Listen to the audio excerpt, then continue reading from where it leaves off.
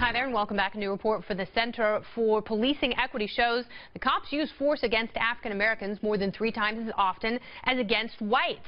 An issue all the more sensitive in light of recent protests and the tragedy, of course, in Dallas. And here to discuss police and race relations, it's Juan Williams, co-host of The Five and author of We the People, the modern-day figures who have reshaped and affirmed the Founding Fathers' vision of America. Welcome back, Juan. Good to be with you. You know, I think in this context, I would say also that I'm the author of Eyes on the Prize, which is a story of the American Civil Rights Movement, and a little bit, I mean, you can taste some of that anger and some of the tactics and strategies being employed here coming from the old days. Interesting, because the president says we're way better off in terms of race relations because it's not like the old days because you don't have riots. I argue that you have social media, and that's oftentimes where people are hiding digitally and rioting in their own way. You also have protests going on right now, night after night after night, and I would say that race relations are pretty strained right now. Oh, I don't think there's any question about it. You know, there's always the matter of how do you view race relations, because obviously if you go back 50 years to the 1960s, you did have riots in the streets, as the president's talking about, and you had a situation where I wouldn't be talking to you, Kennedy. They would say, hey, a black man and a white woman, keep that, you know, a lot of those tensions were very real. Yeah. But you come forward in time and we have higher level of expectations. We also have a black president right now. And then people think, well, why is it that we can't move on from the old bitter racial kind of divide? And I would argue that a lot of it has to do with the high level of poverty and poor education among minorities in the country. Yeah. And then you get people who equate race with class in some situations. And Kareem Abdul-Jabbar did that. I think that's a mistake. He wrote an opinion piece about that very thing. I think that's a mistake, too. I really do. I agree. If you truly want to lift people out of poverty, stop separating them by class and race, and especially lumping class and race together as one thing.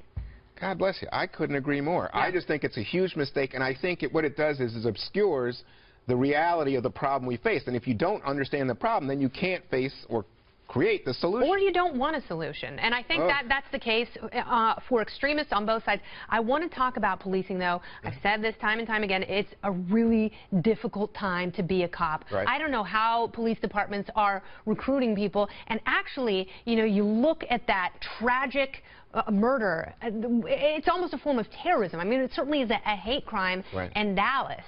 And that was a police department that was actually on the mend. That was a police department that was instituting its own reforms and doing a better job of community policing. How are we ever going to move forward from these tragic incidents like Eric Garner, like Freddie Gray, and hopefully have a strong dialogue, better police departments, and trust once again? Well, I think we do have better police departments. I, for example, am a fan of the police commissioner in Dallas. I think he's doing a good job. Yeah. And you can see the community relations building.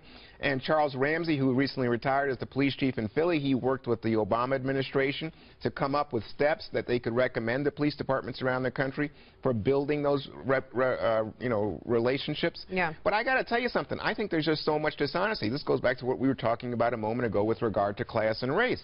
What we ask the police to do is an impossible job of going into oftentimes dysfunctional communities with a lot of kids who come from broken families, who are either not in school or alienated from the school.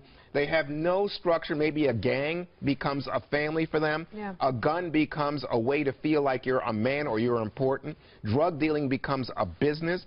This is a lot of madness. And you're asking the police to say, oh, you're the thin blue line between that madness, that mess, and Kennedy and Juan, right? So it's not racial. Now it's a class issue, right? Yeah. We don't want those people coming into our families, into our homes, into our neighborhoods.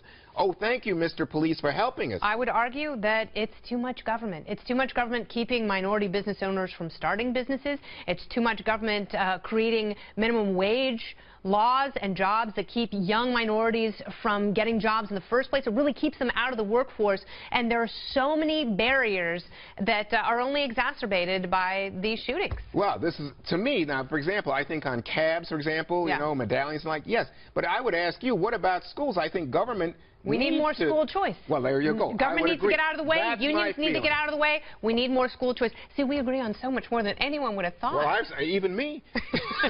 Juan, thanks for coming back. I really My pleasure. appreciate it. Thanks, Kennedy. Great conversation. Thanks again.